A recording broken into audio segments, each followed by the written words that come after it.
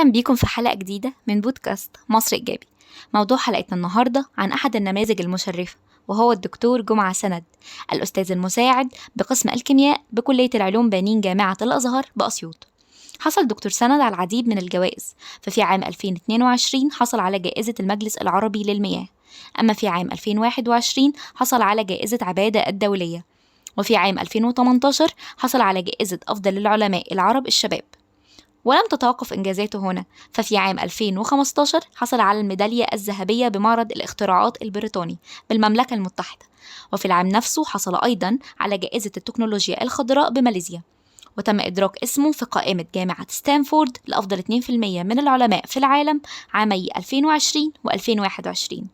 وتتوالى إنجازات دكتور سند، فقد نشر أكثر من 137 بحثاً علمياً في مجلات دولية مصنفة، و22 فصلاً في كتب متخصصة حول مجموعة واسعة من مجالات البحث متعددة التخصصات، ولديه أكثر من 4625 استشهاد ومؤشر هيرش 41، وحاضر في أكثر من 30 مؤتمر عالمي في مصر وماليزيا واليابان، كما أنه محرر للعديد من المجلات الدولية ومراجع لأكثر من 80 مجلة مصنفة.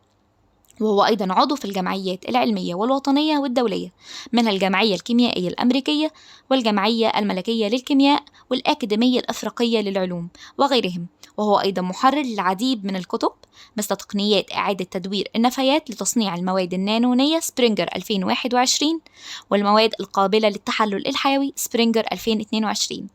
وبكده تكون خلصت حلقتنا النهاردة، منتظرينكم في حلقة جديدة مع نموذج مشرف آخر.